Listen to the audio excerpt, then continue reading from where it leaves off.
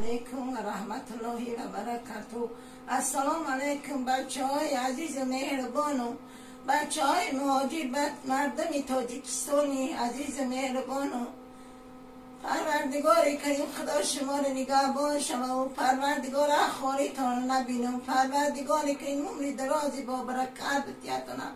خدا در کاراتون برکت عطا کنه. کسانی در حقیم خیر کردین، همه خوبی کردین. پروردگار کریم 18,000 عالم خیری کردگیتونه در نامه عملتون نوشته بگردونه. با دستگیری بختیار جان در کرتان 4,180 سامان گذشته. بچه جان ای بختیار جانم میندارم که مرا دستگیری کرد. و دستگیری بختیار جان شما برای من تانگه که مهنتیتونه. بچه جان برای من رای کدین ای شما میندارم، 1000 بار میندارم. اولا پروردگار اعوذ بالله من الشیطان الرجیم بسم الله الرحمن الرحیم. پروردگار در حق من خیر کردین. بچه های مهاجر، بچه های تاجیکستان، اپا خوارات در نامتان بمرو. خداوند نگهبانتان شود. خدا عمر درازتان بتیا. خدا پروردگارتان صحتتان بتیا.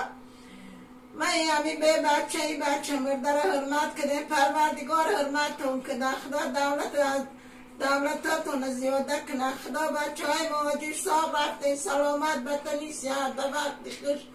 پروردگار به پیش پدر و مادراتون بیارتونه.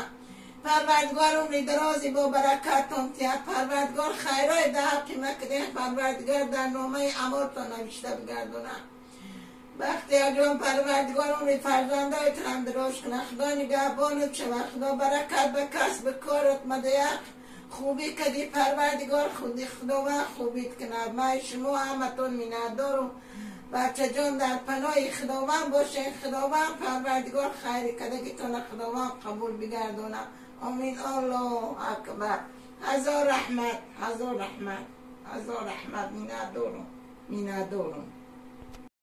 سلام علیکم برادرای جان، همه کسا خوبین؟ سوزین سلامتتون خوبه انشالله. برادرها از همه شما میندارم از زمین تا آسمانه که همین مادر دستگیری کردین، همین مرا سخنی مرا در زمین نموندین و دستگیری کردین. همین مادر مهربانی که محتاج بود دستگیریش کردین. الله مهربان این ماهی که از پیش انتظارم در این ماه بزرگ هر یک گناهی که کردگیم الله مهربان گناهامون عفو کنه و هر یک خیر و صدقه که کردگیم الله مهربان در دفتر اعمالمان نصیب بگرداند. و آن 4 تنگه که جمع شد 4,180 سامانی. برادرها 4,180 سامانی را این مادر مهربان در سلامتی خود استفاده بره و در روزهای خرسندی استفاده برد. آمین یا رب العالمین. دوستان عزیز، ویدیو را به همه جا خاتمه میبخشیم. از زمین تا آسمان از همه شما من میندارم که دستگیری میکنین. همین خیل مادرها را نمیمونن که در کوچه در